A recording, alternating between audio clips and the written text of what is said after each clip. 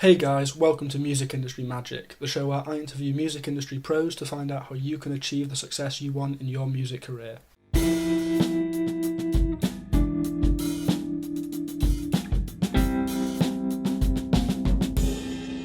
Welcome to the second episode of the Music Industry Magic podcast. We've got Zach Fisher on the show today from Big Bad Sound Studios in Los Angeles. Really excited about this episode. I think you'll enjoy it. Welcome to the show, Zach. Tell us a bit about yourself. How did you get into the music industry? Well, thank you for having me.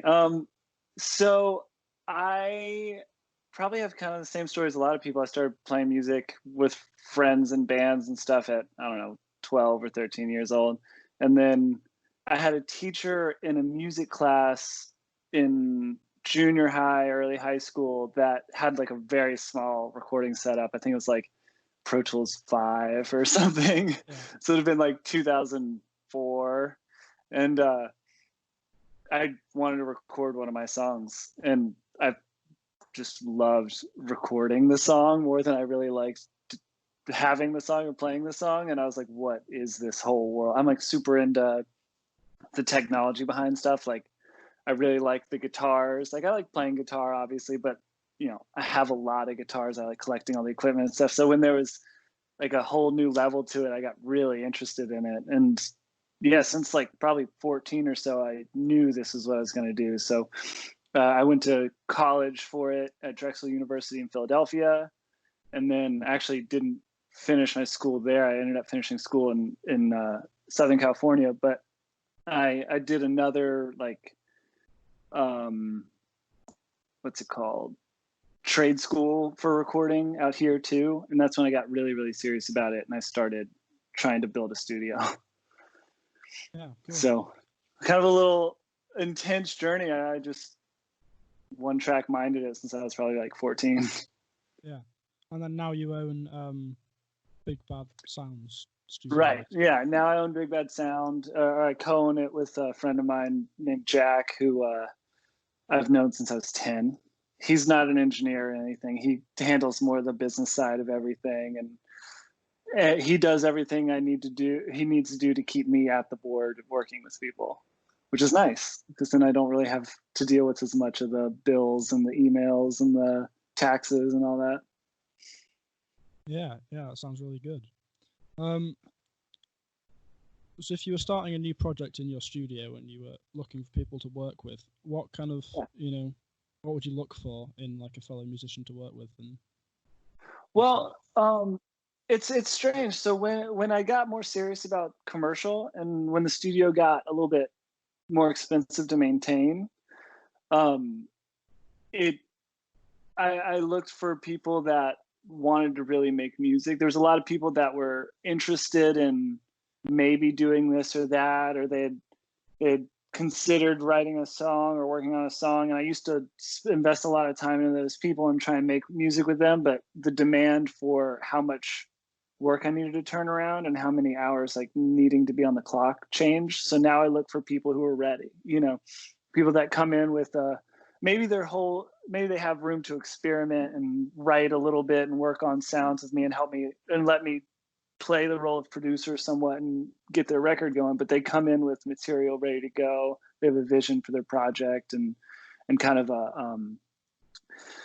a goal, like an end goal for what they're trying to do. So I do a lot less writing now than I used to, I'd say. Okay. I'll go to shows. It's really weird. Recording studios are really hard to advertise for. You don't just like get a radio ad or put up a billboard or something. It's almost all word of mouth. So most of my work comes from, I went to a show, started working with a band. That band brings over friends to be part of the record. Maybe there's like gang vocals or like a bunch of people doing percussion in a song. And all of a sudden there's like 5 different bands there like hanging out. And then they're like, oh, well, we're trying to do something. And most of it's word of mouth nowadays. Yeah, all about networking. Totally, yeah. Yeah. So kind of a similar question, but what would you want to avoid in people you would work with? So if you saw a band come into the studio and you were like, no, I don't want to work with them. I've almost never had to like fire anybody. There's been a couple clients, one of which the demand became too high. The big one is if they're not willing to let go of their project. There's a point, I have a sticker on my console. It's like a Post-it note that's been there forever that says like, is it better or is it just different? And knowing like the bell curve of like, all right, we're improving the record's getting better. And then it hits a point where you make a couple changes and it's not necessarily better, but it's kind of cool because it's like a new thing you haven't heard with your song. And then you keep working on it, and it just gets worse and worse and further from what it's supposed to be. And the clients that can't say, all right, we're done, like, let's put it out and just keep going, those are the ones that are the most difficult, especially if you're working like project rate based and not hourly or daily, because then they might never let go. And all of a sudden you're stuck with this project. I would look for people who are willing to know, or not willing, but understand like when it's done and are ready to put stuff out and aren't tweaking forever, especially past the point of it being necessary. Yeah. So, what do you think someone can kind of expect from a career in the music industry? Like, how regular is the work and challenges and stuff? Okay, well, I guess part of it depends on where you live. So, luckily in Los Angeles, there's no shortage of musicians and labels and people that are just trying to make music. Not all necessarily financially viable, but just work in general, because it is true, like work begets work. I'll still do free work for people here and there depending on the project and who it is, and networking and all that stuff. But it's long hours. Yeah. If you also have your own studio that you're working out of and you're not just an engineer, it's, maybe you're spending 12 hours with the client, but you're getting there an hour or two early to clean up, get coffee on, get things going, get mics up, make sure everything's working. Then at the end of the day, you're backing up your project, you're turning everything off, you're straightening up, you're making sure food isn't left out so bugs don't get everywhere. Like it's long hours, and you can probably make a lot more money doing something else. So you really have to love what you're doing and want to be making music, but it's fun, man. Like I've made a lot of really good friends. I've made a lot of really cool music, and being in the room and you capture these special moments and experiences is really cool. So I'd say, be prepared to not see, if you have families and stuff, you might not see your family. Like, I did this one record with some guys that became a very close friends of mine called the Oil Barons. And it was 12 songs. We did it in 12 days from recording to final mastering.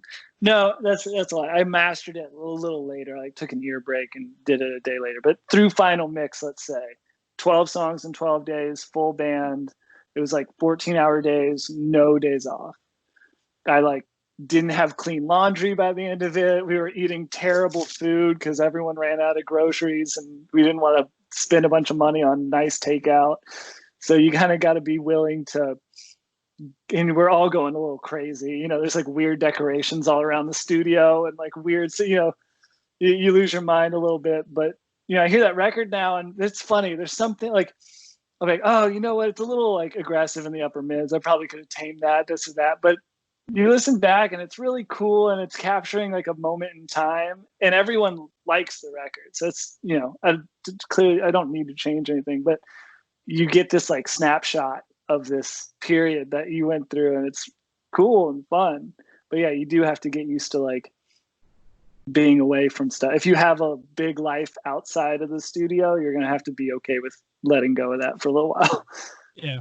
It kind of consumes your whole life. Totally. Yeah. And that does not change the more you do it. Commercially, I've been working for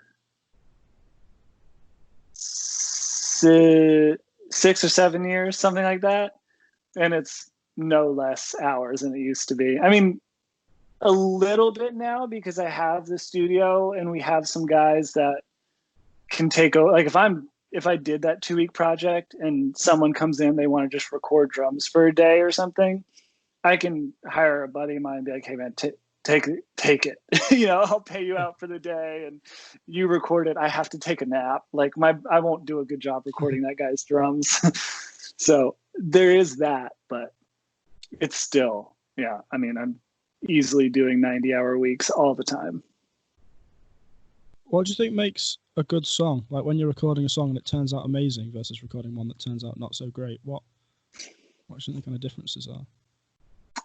Well, I know this is really cheesy and everyone says it, but it definitely is in the song and not necessarily the quality of the recording or whatever. I think it has to do, for me, it usually has to do with when I stop thinking about what specifics sound like. Like if I'm like really harping on the way a snare sounds, or thinking like the bass isn't really sitting in the right spot and blah, blah, blah. Or like, you know, what if I'm just listening to the song as these guys are playing it, I'm not really thinking about specifics. I'm probably just enjoying the song. And then the song's probably pretty good because I'm not able to let my mind wander and think about what individual instruments sound like, because I don't care, because I'm paying attention to something that's capturing my attention, I guess. Yeah. I think it's mostly in melody. I think more than anything, everyone gets melody stuck in their head. You know, you can sing Happy Birthday in any key and any tempo, and you know that melody. You can do it with not even the real words, and you know what they're singing. And then groove, for sure. I am not really big on gridding. I'll do it if I have to, and if its genre requires it, but I'll try and encourage them to play and, like, you know, push on the chorus if it needs to be a little bit more exciting, or lay back here and there. And I think that's okay. And I think that's actually better. Like if I can really move to it. And if I notice the people in the room are subconsciously moving their foot or moving their body in a way to the song, I know we're probably in a good spot, because they're involved with what they're listening to. They're not just like sitting there still listening, waiting for it to be over, you know? Yeah. So I would focus on rhythm and melody, I guess, to start. Yeah. Awesome. What advice would you give someone wanting to get into recording and starting their own studio and stuff? For starting your own studio, I definitely think it's important to, well, I guess it depends on what their goal is. So if they're starting a hip hop studio where they need very few inputs, I would focus on, well, it's kind of tricky. Okay, hold on, let me think about it. Overall, I think trying to build a situation where your room sound is good is super important, or good enough, really. You can improve it over time, but if you can't understand what you're hearing, or if you can't put the artist in a place where the sounds they're making sound any good acoustically, like before any mics, it's going to be even harder to make it work later. So investing in some acoustic treatment, even if it's, you know, moving blankets and rugs and stuff, anything you can do to just kind of tame the room, knowing the equipment you have, regardless of the level of equipment. But, you know, and knowing your focus of what type of genres do you want to be working on? Are you trying to build yourself as a producer, or are you trying to build yourself as a studio? That's one of the biggest things for me, that if I could have done anything over again, would have been, I marketed Big Bad Sound out the gate with my, you know, and our Instagram got really popular, and I was behind the camera. So it's just pictures of gear, and no one knew who I was for a long time. And so it was really hard to build me as like, I want Zach to do my record. It was, I want to go to Big Bad Sound and record. I don't care who's there. It's just they have all the cool stuff there or whatever, which is fine and did get us work. But now I feel like I'm playing catch up as to developing myself as an engineer and producer for people's projects. So knowing how you want to market yourself or your business, and then the equipment I do think is important, but I think you can get to that after you have enough work to support it. I think just buying a bunch of stuff out the gate and hoping that because it's nice, it'll make things sound good is a mistake. You know, I have a lot of cool gear now, but I started with a Fast Track M-Audio interface and a really cheap Audio-Technica mic, and did that for years and years before I started getting really good equipment. And then again, know what you want. If you want to do bands, you probably want to buy an interface, even if it's a cheaper, affordable one with 8 inputs, so you can at least get a number of things at once. If you know you're pretty much only going to do vocals and maybe some stereo synths every now and then, get maybe something slightly nicer, but is only 2 inputs, so you can have a better quality, but you don't have to buy some big rig that's too expensive. I think going in with somewhat of a plan is super important. Yeah, learning the tools. Yeah, before you buy expensive ones. Learning tools is important, and just learning how to use them. Like, if I've done it before to prove a point to friends and stuff of like, I don't need to buy a single plugin. I could use all the stock Pro Tools plugins and make a mix where everyone would be really happy with it. But now that I own all these really great plugins, I can do that same mix way more efficiently and way faster and turn around more work. And it probably does sound a little bit better. But if I was forced to, I very easily could just use stock Pro Tools plugins and make a great mix, and it wouldn't be a problem. So it's not really about the tools. The tools help you later. If you get a lot of phone calls for doing work and you only have so much time you can work, you want to be able to turn that mix around in 3 or 4 hours, maybe half a day at the most. If it takes you 2 days to get your mix done, you could have mixed 4 times the amount of stuff in that time. So having the right tools to help you get your result quicker is important. Same with a nice mic, nice preamp, a nice room. If I have to work really hard to get it to sound the way I want it, it's expensive for me to do that because I lose on potential work. But if I know I can put this mic matched with this guitar and this preamp, and I basically don't even have to do anything when I go to mix, I'm done. So in the long run, that expensive equipment pays for itself. But I don't need that in the beginning because I more than likely won't be booked 30 days a month, and I have the time to figure out why I need a better mic or this or that. What's going on with my room, little things. I think that comes as you work your setup, you'll realize what you need and why you need it and how it'll help you, and it evens itself out, I think, eventually. That being said, I'm still in some debt with all this gear and stuff. Yeah, well, music gear gets pretty expensive pretty quick. Yeah. What advice would you give to musicians that are trying to find more clients and meet more people to record with and work with?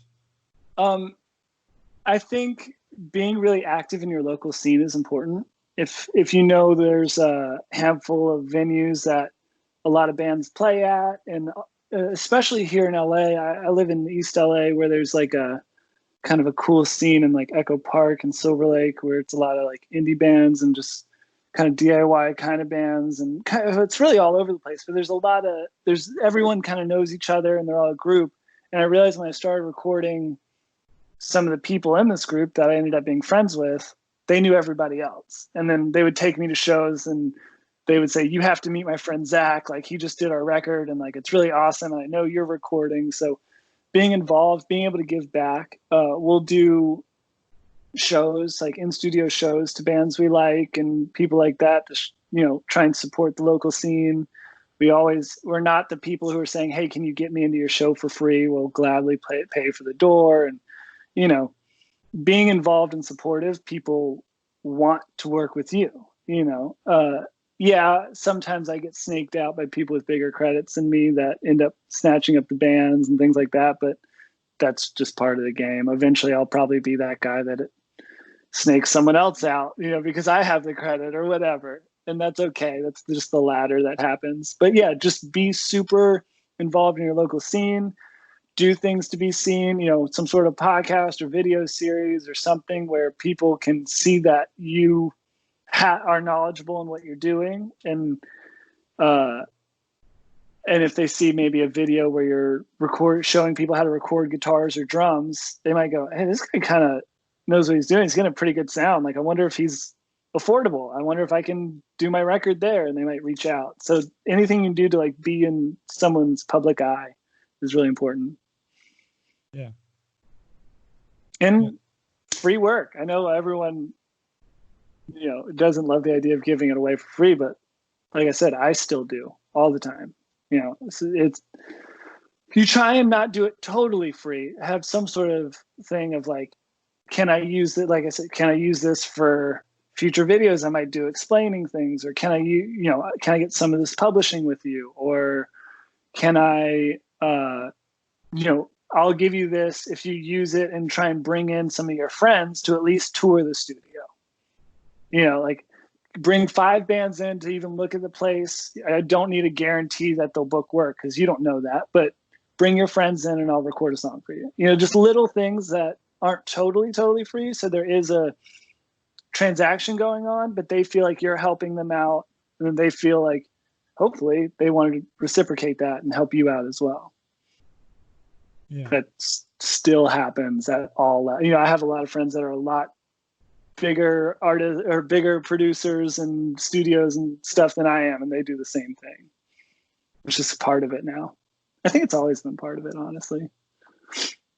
Yeah, and hopefully, you get enough work where you can afford to do that every now and then. You don't have to every week or every month give someone something for free, but if it's not going to cost you, if it's not going to hurt you, you have an opening in your schedule and you don't need to take the time to take a vacation, do it for some band you think is really cool that doesn't have any money, but you think, hey, these guys might go somewhere. Like, I wouldn't mind being attached to a song of theirs.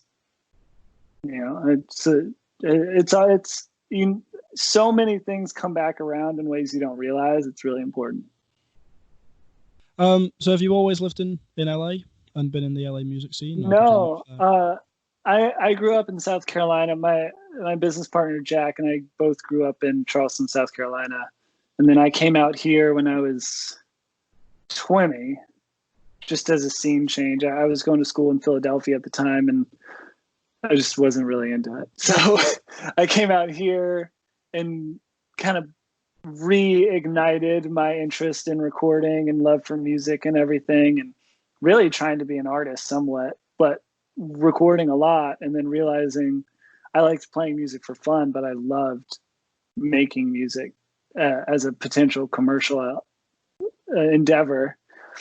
And probably within my first 2 years of doing this, started trying to work with people. I didn't have a studio yet or anything, but within my first 2 years of moving to LA, I was working with people besides myself, trying to like make music and produce records and stuff. I wasn't very good back then, but it's okay. It's okay. So you were still active doing lots of music before you moved to LA? Yeah, I played in bands. And like I said, I was going to the college I was going to in Philadelphia. I was doing a recording program, but I was like partying and stuff a lot. I wasn't a very good student at that time. I got a lot better when I came out here, but my intention when going out to college and everything was to do music recording. So I was still playing in a lot of bands and recording a lot of music. And I played in, I still have a band now, but we barely play out anymore. But I was playing almost every weekend for years and years. Even when I still had Big Bad, I was trying to make at least a couple of shows a month.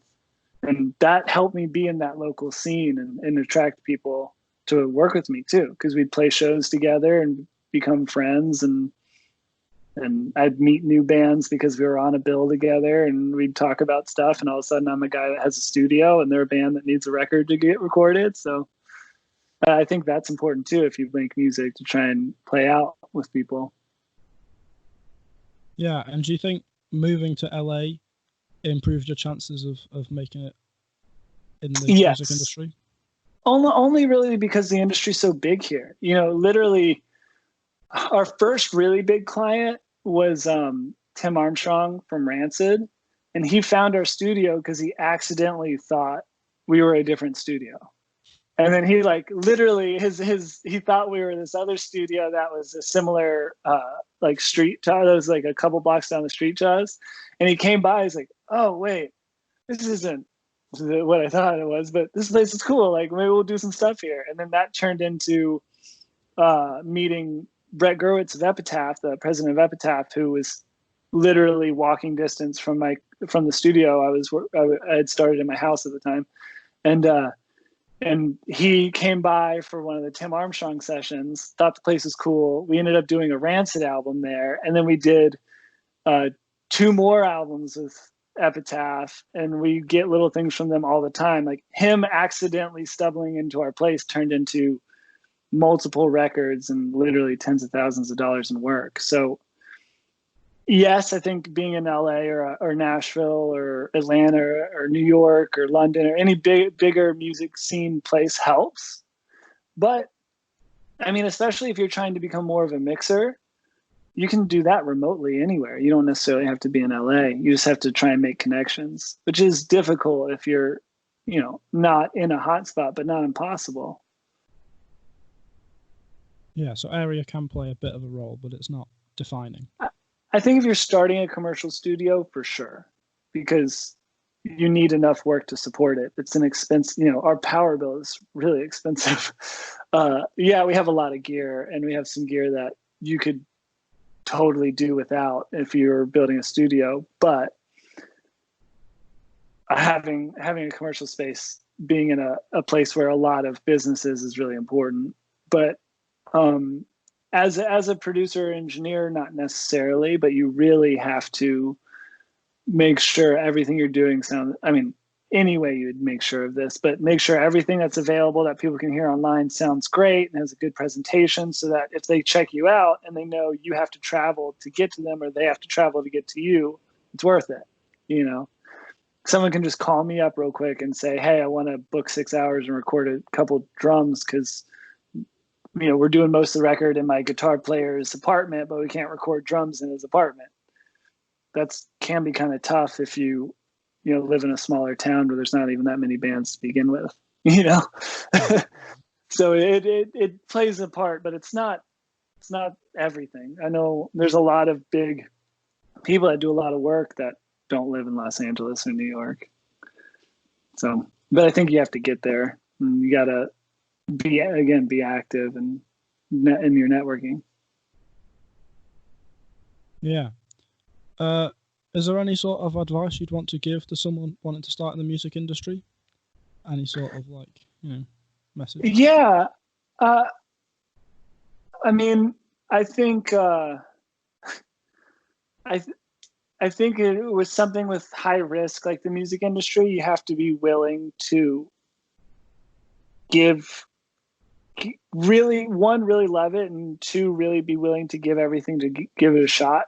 I'm a big believer that if you have a plan B, you'll eventually end up doing plan B. So if you have a backup or a day job, there's a good chance you'll end up just doing that, because it's so hard to really get it going and get working. But if you take the risk and put yourself in a position where you just have to make this work, like you're financially invested, your time invested, like you're passionate, and there's no other option, you will find a way to make it work. So my advice is to really make sure you're committed and ready, and just jump in. You don't necessarily have to go buy a big console and go into a bunch of debt, but it would be a good idea to maybe get some savings or make a plan to work in a way so that you can save enough to maybe quit your job and just give it a shot, and be able to maybe even start part-time recording so that you start some of these connections and stuff. But when you feel like you can make the jump, do it. Because if you feel like you could do it forever, you'll just always keep doing the thing that's steady income and do it as a hobby. Like if you really want to do this as a career, you got to just hope for the best. And I know in a way that comes off as success bias because it worked out for me, but I really think that's the only way you can do it is to go all in. Yeah, the comfort of the day job and not being risky can mean it's tough. Yeah. That in combination with the amount of time you really need to put into making this work, it's really hard to do both. And when you're making more money at your day job than you are doing this, it's really easy to be like, well, maybe this time next year I'll have enough work where I can give it a shot or this or that. And it's like, especially if you're young, it's kind of like, just give it a shot, and then look, if you gave it your all and it didn't work out, you probably can figure it out. If you're in your early 20s and you gave it a year or two and it's not working out, you can reassess what you're doing and maybe get a day job again. But I think it's really hard to do both. And I think in order to really do it, you got to commit completely. And I know that sounds really scary, and not everyone's in a position where they're able to do that. But if they can make a plan to get to a point where they think they could give it a shot for even 6 months, it's worth putting 100% of your effort in and trying to make it happen. Yeah, and if it doesn't go so well, you've only kind of lost, a year, 2 years. Yeah, and I mean, hopefully you're in a position where, yeah, that might be rough and might be stressful, but you can bounce back, and most people are. I mean, if you're deep into a professional career at another thing, and you don't like your job, and you're like, oh, maybe I'll start recording. I don't know if that's the best decision, but if you know this is what you want to do and you're just kind of starting out and you want to give it a shot, I really think you just dive in and you go for it and you hope for the best and put yourself in a position where you have to make it work. That's probably my best advice. And my other advice is, don't undervalue yourself. When we first started, we were doing hourly for a while, and we had set a price. I think we were like $60 an hour. And then we were having troubles getting a lot of work. So we dropped it down to $40 an hour, and we started getting work, and it took us years to get back up to being $60 an hour. Because as soon as you say, oh no, I'm cheaper than that, you're just cheaper than that. And so it probably would have been better to stick to our price and just really work on getting the clientele that were willing to pay for it, instead of just chasing our tail for a couple of years trying to get back up. Because even though we were getting more work, we weren't making a lot of money, and we were really having troubles staying afloat because we were down 30% of what we could have been making. So I think understanding your value, knowing your value, and being able to stick to it is really important as well. Yeah. Awesome. So you said you're in bands for a few years as well, playing. Yeah. Is it guitar, you said? Yeah, I'm a guitar player. I'm terrible at pretty much everything else. Maybe I can play bass a little bit if I have to. Yeah. I played in bands, and I've always been into music, which is why I got into recording in the first place. But right now, we have the whole global pandemic going on, and the studio is very empty. We have someone in our B room who's kind of locked it out somewhat. So we have some income, and it helps us cover a lot of our expenses from that room. And then I'll get some mixes here and there, but work is very slow right now. And I'm taking the time to record my band's record. I haven't recorded personal music in 5 years, so it's kind of fun. It's like a Black Sabbath-y kind of doom rock band with just me and a drummer, but I play like a very drop-tuned baritone guitar through multiple amps. It's kind of over the top and ridiculous, but really fun.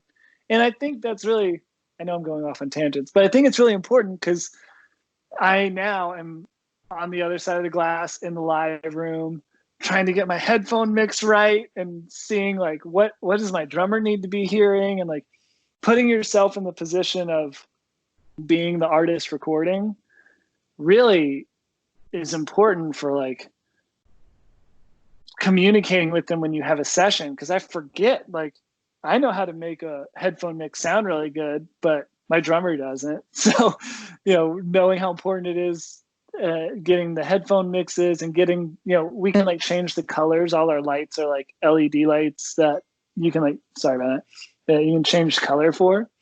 So,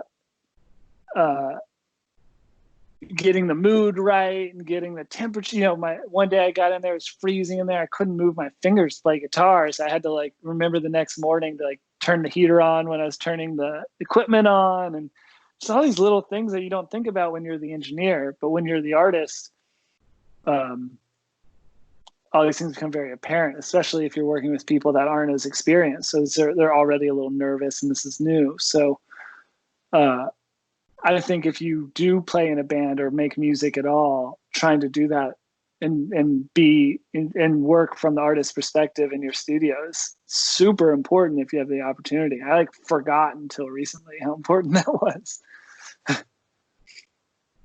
Yeah, being able to get a good performance out of someone. And it's way more than just what you're hearing out of the speaker sounds good. It's what they're hearing and how they're feeling. I'd much rather get a really good vocal take where they were a little off axis on the mic, or my mic pre wasn't quite hot enough or whatever, but the take is amazing and I have to do some work to get it sonically where I want it, than a really good capture of a bunch of mediocre performances. Like, that doesn't help me very much. I can just hear really well how they're not playing very good, I would much rather have a crappy recording of a really good take, and then I just have to do what I can to make it sound as best as I can. Yeah, awesome. Kind of to wrap up then, what's like one, short, kind of few sentence, simple piece of advice like that you think is the most important to get started in the music industry? I think somewhat of a summary of what I've been saying of be involved in your local scene, know your value, and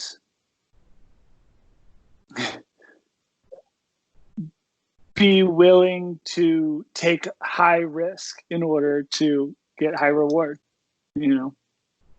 I think with those three things and then the commitment necessary to do this, anyone can make this happen. Yeah, awesome. So thank you for the interview. It's been I appreciate really awesome. you having me on. Yeah, no worries. Yeah.